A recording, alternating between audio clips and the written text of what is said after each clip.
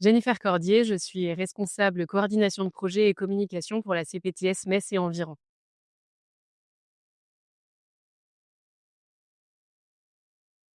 Nous sommes une association de professionnels de santé.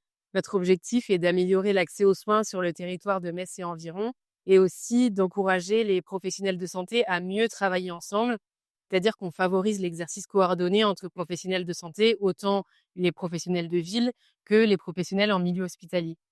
Aujourd'hui, ça nous a paru, vraiment essentiel d'être présent à l'événement organisé par Winning Care parce qu'on se trouve quand même à un tournant de la médecine. L'intelligence artificielle, alors nous, on n'y est pas, à proprement dit.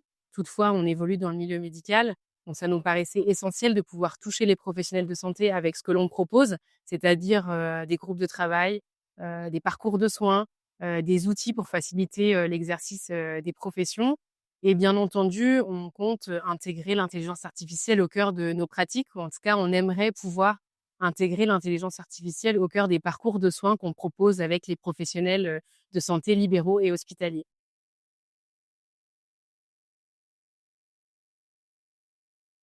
La CPTS ne contribue pas directement au développement de l'IA en santé. Par contre, on travaille avec des professionnels de santé qui utilisent, l'IA. D'ailleurs, notre président, docteur Alain Prochasson, était, sur une table ronde tout à l'heure pour parler justement de l'usage de l'IA dans la médecine générale. Il a donc pu apporter son point de vue de professionnel de santé, libéral, en tout cas en médecine de ville, sur, l'usage de l'intelligence artificielle, ses enjeux et aussi, ses risques. C'est donc par le biais de différentes interventions lors d'événements comme ce symposium que, nous pouvons parler d'intelligence artificielle, même si la CPTS Metz et environ, heu, ne fait pas directement la promotion, heu, de ce type de solution.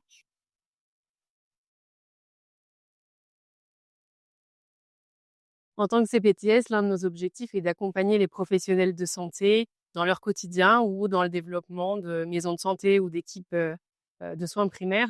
Donc, il est primordial pour nous quand même de viser l'innovation par le biais de bâtiments innovants et respectueux de l'environnement, mais aussi grâce à des outils qui permettent d'alléger le quotidien, notamment des médecins généralistes, mais aussi d'autres professionnels.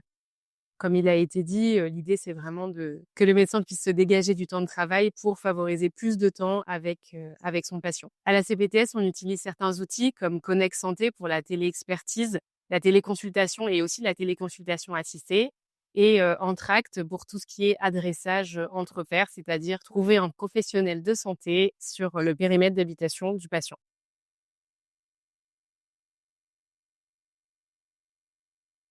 Pour accélérer l'adoption de l'innovation en santé, il me semble évident de passer par la formation des professionnels de santé.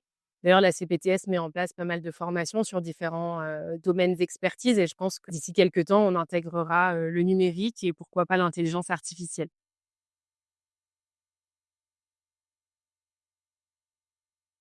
Suite à cette journée de discussion, alors j'ai parlé à l'échelle de la CPTS, j'espère qu'on pourra vraiment intégrer, l'innovation et l'intelligence artificielle au cœur des parcours de soins, au cœur des pratiques, des professionnels de santé adhérents à la CPTS.